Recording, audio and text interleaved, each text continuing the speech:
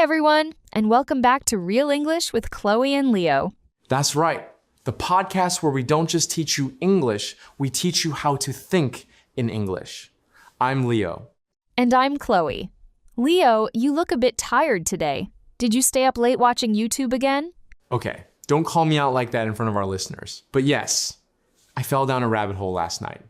I started watching a video about how to make sourdough bread.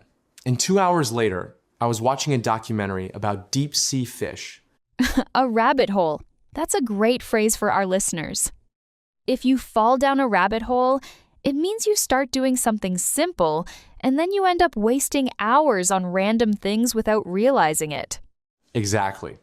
And that brings us to today's topic.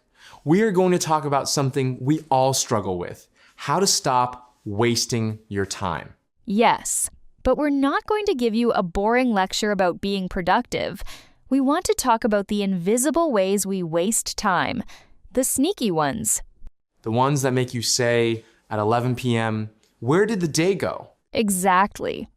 So grab your coffee, your notebook, or just relax. By the end of this, you'll know how to get your time back. Okay, Chloe. Let's start with the biggest lie we tell ourselves. I'm good at multitasking. Oh, this is my guilty pleasure. I used to tell myself, I'm studying English while watching Netflix. Right? How did that work out? Honestly, I just ended up understanding neither. I was reading subtitles, but thinking about the character's outfit. I call it fake productivity. I love that. Fake productivity. In psychology, they call this task switching, not multitasking. Every time you switch between your phone, your textbook, and the video, your brain has to reboot. It's like trying to cook a gourmet meal while texting your friend, walking the dog, and checking your email. You might be busy, but you're not effective. And here's the English takeaway.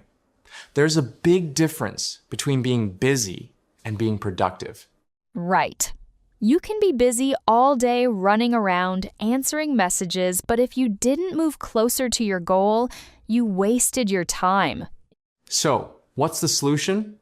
Single tasking. That sounds so simple, but it's hard. For our listeners, if you're studying English, just study English for 20 minutes. Don't check Instagram. Don't reply to texts. Just 20 minutes of deep focus. And the result? You'll finish faster. That's the irony. If you stop trying to do everything at once, you actually get more time back. Okay, let's move to the second time waster. I call it the someday trap. Ooh, this is deep. Tell me more. We all have dreams. Someday I'll start a business. Someday I'll travel. Someday I'll speak English fluently. Right. We treat someday like it's a day of the week, but it's not. It's a fantasy. Exactly. And here's the problem. When you keep putting things off to someday, you're actually choosing to waste the time you have now. I'm guilty of this. For months, I kept saying, I'll start going to the gym someday, but I was spending 2 hours every evening scrolling through TikTok. Did you find the gym on TikTok? No. I found a lot of recipes for desserts I never made. So here's the linguistic point. In English, when you use someday, it's often a red flag. It usually means never. That's harsh, but true. To stop wasting time, you have to change someday to today or this week. Even if it's a small step, you don't have to become fluent in English in one day. But someday means you do nothing. Today means you learn 5 new words. And those 5 words, they add up. Time is like compound interest. Small actions today lead to huge results in the future. So stop waiting for the perfect moment. There is no perfect moment. There's just this moment. Okay, Leo, we've talked about distractions and procrastination, but I want to talk about something people don't usually mention: wasting energy. You mean like being tired? More than that. I mean wasting time by worrying, overthinking, or holding grudges. Oh, that's heavy. But you're right.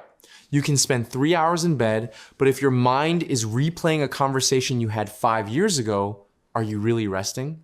No, you're just wasting time and emotional energy. There's a great idiom for this. Don't cry over spilled milk. Meaning, don't waste time being upset about things that have already happened. You can't change it. Right. But it's easier said than done. We humans love to ruminate. That's a good word, listeners, to ruminate. It means to think deeply about something negative over and over again. And every minute you spend ruminating is a minute you're not spending on your present life. So, what's the solution? Boundaries.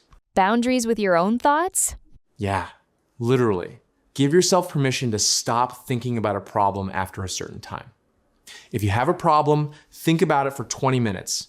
Write down a solution. After that, move on. I like that. It's like putting a limit on emotional spending. You don't have infinite emotional cash. Don't spend it on things that don't matter. Beautiful metaphor. Emotional cash. I'm going to steal that.